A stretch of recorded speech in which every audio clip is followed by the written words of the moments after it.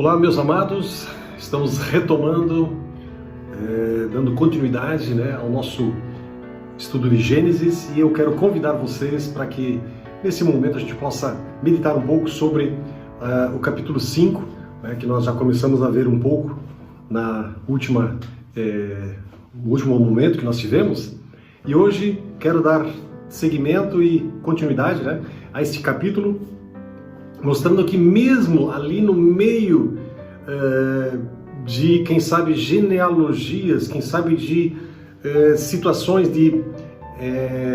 em meio à apresentação de dados, quem sabe, nomes de pessoas e tudo mais, ali nós encontramos algo em que Deus nos quer falar.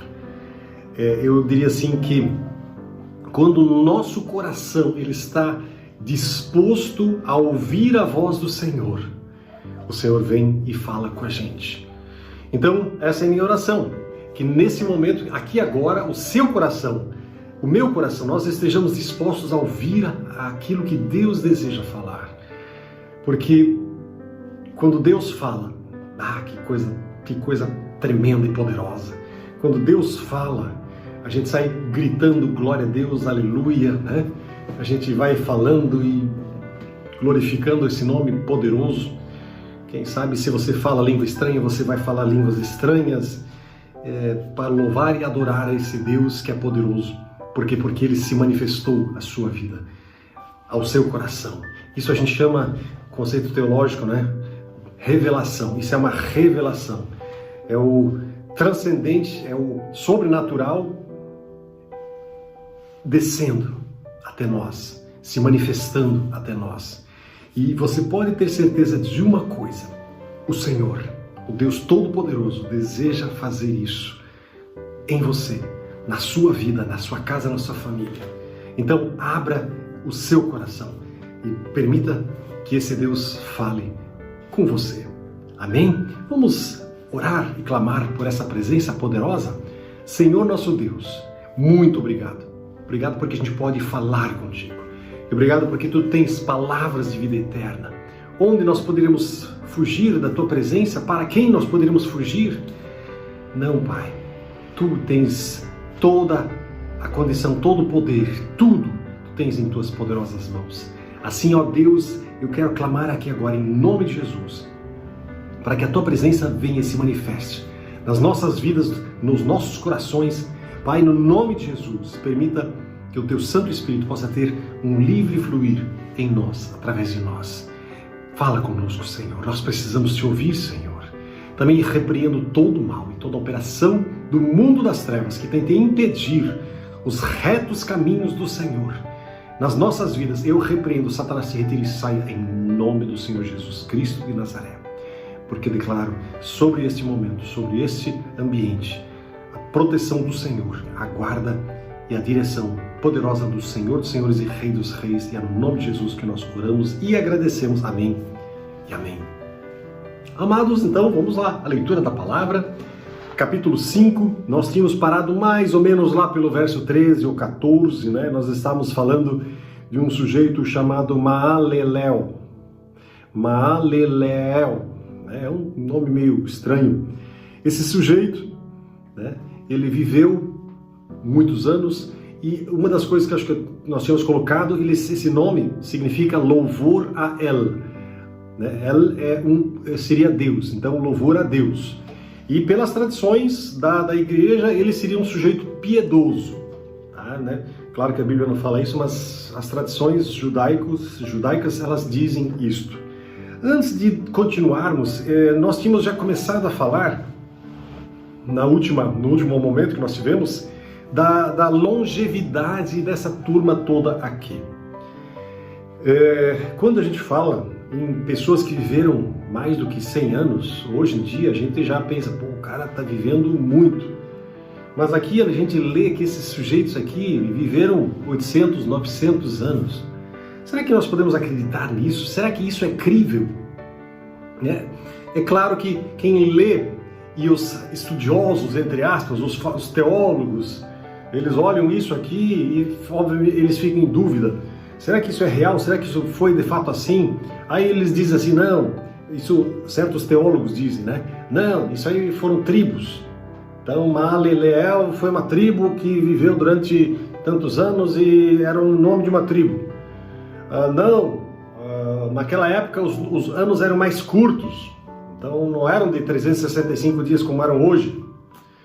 Outros, jamais ainda, vão um pouquinho mais longe. Não, isso são figuras mitológicas, né? Isso faz parte do mito. Aí os outros ainda alegam o seguinte: isso tudo está escrito. Ah, não, esses números eles estão incorretos, foi feita uma leitura equivocada da palavra de Deus. A verdade é o seguinte: a tradição coloca, né, a tradição judaica e de tudo que há de relatos pré-diluvianos, há relatos de pessoas que viveram muitos e muitos anos. Então a tradição diz que eles eram longevos, sim, confirma exatamente aquilo que falou. E eu acrescento o seguinte: para aqueles que não querem acreditar na Bíblia, tudo aquilo que estiver aqui e que possa soar como absurdo vai ser usado, obviamente, contra a Bíblia. Dizer que Deus criou tudo do nada, isso soa um absurdo, mas eles preferem acreditar numa evolução que também diz que do nada surgiu tudo. Ou seja, até aí não tem nenhuma diferença.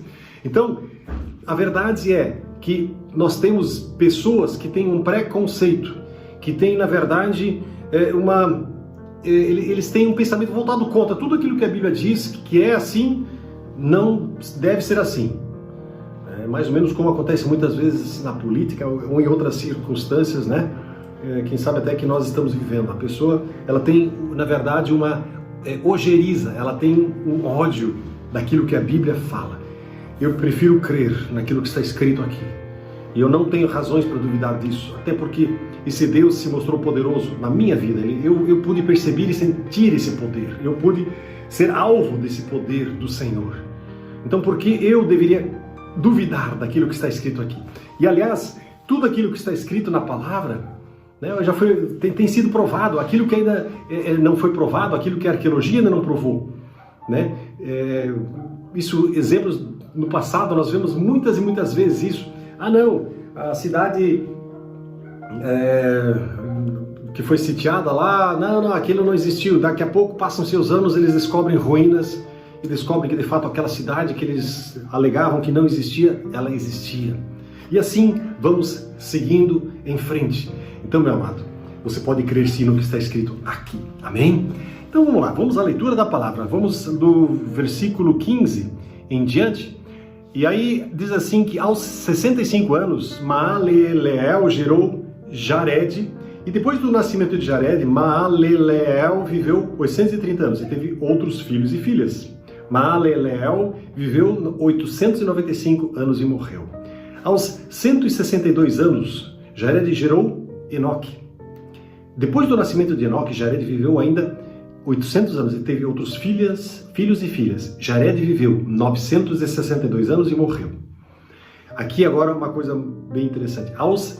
No versículo 21, aos 65 anos, Enoque gerou Matusalém. Depois do nascimento de Matusalém, né, diz aqui que Enoque viveu em comunhão com Deus por mais 300 anos e teve outros filhos e filhas. Algumas coisas para a gente, né, pensar um pouco. Gered ou Jared, dependendo da tradução que você for ler, né, significa o quê? Descida ou uma terra baixa. O que quer dizer isso, né? É uma referência a uma descida. Esse sujeito, né, a tradição judaica, a tradução fala isso, que ele desceu do Monte Santo. Para quê? Para exortar os seus filhos para que não se contaminassem com os filhos de Caim ou com outros pagãos. A gente sabe que Caim, né, se juntou com outras tribos e viveram dissolutamente, ou seja, viveram a seu próprio prazer e desconsiderando o Senhor. E ele, Jared, ele nomeou Enoque como seu sucessor. E aí nós temos aí que também no versículo 21 fala de Matusalém. Matusalém, gente, foi o homem que mais viveu na Bíblia. Matusalém significa literalmente dardo, Ah, mas e o que significa? Por que ele tem esse nome? Não se sabe. Não existe nenhum registro, né? E não se sabe o porquê. Mas ele viveu 969 anos. E uma das coisas interessantes é que o dilúvio ele acontece logo após a morte de Metusalém. Tá? Então, lá no versículo 22, é dito aqui que Enoque, ele andou com Deus, ou Hanok, né? Algumas traduções falam. Enoque significa o quê? Significa iniciado, significa ensino, ou professor. Uma coisa interessante é que Enoque, ele foi, sabe quem? Ele foi avô de Noé. Interessante. E esse Noé, né, a gente sabe, depois, mais tarde, nós vamos ver algumas coisas a respeito dele. Então, Enoque foi avô de Noé e ele, inclusive, foi motivo de muitos escritos apócrifos. Eu tenho, até a minha Bíblia, melhor dizendo, eu tenho um livro que fala de diversos apócrifos, ou melhor, que tem esses apócrifos, né? E aí, de fato, tem alguns livros que têm a inspiração em Enoque. Porque o que a gente percebe é que, em meio a essa monotonia, o que acontece? De repente, o autor subitamente coloca uma pessoa cujo caráter é sublime, caráter, né, de uma pessoa nobre. Enoque diz aqui que agradou ao Senhor e viveu em sua presença imediata. Num período assim que o mundo todo estava, né, começando a deteriorar, o mundo todo estava indo ladeira abaixo do ponto de vista moral, do ponto de vista de ética, do ponto de vista de relacionamentos. Enoque dá uma demonstração fantástica de uma fé que é um exemplo para todos nós. Enoque, ele foi um sujeito que teve, realmente pautou a sua vida pela idoneidade, pela equidade. Seus pensamentos, suas palavras, seus feitos, suas atitudes, ele viveu de acordo com a palavra do Senhor, de acordo com a vontade do Senhor. E ele levou alegria ao coração do próprio Senhor, né? Existe uma tradição que diz assim, que Enoque agradou a Deus, ou seja, Deus olhou para ele e pensou assim, cara, lá está um sujeito muito bacana. A Bíblia, na Septuaginta, né, é uma das versões dos gregos, diz que ele agradou Deus. E é uma declaração fantástica, porque nos dá uma indicação de Enoque, ele andou numa intimidade com Deus impressionante, como a gente leu aqui no versículo 22, né? Enoque realmente ele viveu numa comunhão com Deus por mais 300 anos. Claro que diz aqui que ele teve outros filhos e filhas. E algumas traduções, elas dão uma pincelada no seguinte sentido. Talvez a impressão que se tem é que quando Enoque teve um filho, que ele gerou seu filho aos 65 anos, né, algumas traduções dizem assim, que então Enoque buscou andar com o Senhor. Ou seja, parece então que ali houve um momento, parece, né? A gente não tem certeza, mas a Bíblia em alguns momentos dá a entender isso. Parece que ele teve um momento na vida dele em que ele se voltou para Deus de todo o seu coração. Aqui eu lembro, né, de um episódio em que Jesus teve com Nicodemos, quando ele fala sobre o novo nascimento. Importa que o homem ele precisa nascer de novo. E eu penso que, quem sabe, foi isso que aconteceu aqui com Enoque. Enoque teve um nascimento espiritual, ou seja, de repente ele viveu uma vida sem Deus, uma vida dissoluta, uma vida de qualquer jeito, mas aqui alguma coisa aconteceu. Ele colocou a sua vida nas mãos do Senhor, ele entregou sua vida ao Senhor, né? E é o equivalente ao que nós podemos falar hoje. Eu e você precisamos entregar a nossa vida para o Senhor Jesus, pedindo perdão dos pecados, né? Acertando a nossa caminhada com Ele. Enoque dá a entender que fez isso. E aí, o que a Bíblia diz? A Bíblia diz que ele determinou, ele foi atrás disso. Ele determinou no seu coração viver em íntima comunhão com o Senhor. Aqui eu tenho uma outra mensagem do Senhor para mim e para você. Viver em íntima comunhão com Ele depende de mim e de você. Depende de eu buscar isso de todo o coração, de eu correr atrás disso de um jeito que não tem mais volta. Sabe, Enoque fez isso. E essa íntima comunhão que ele teve criou uma atmosfera de adoração, de um quebrantamento, sabe? Ele teve condições de compreender, de apreciar essa presença poderosa do Senhor na vida dele, sabe?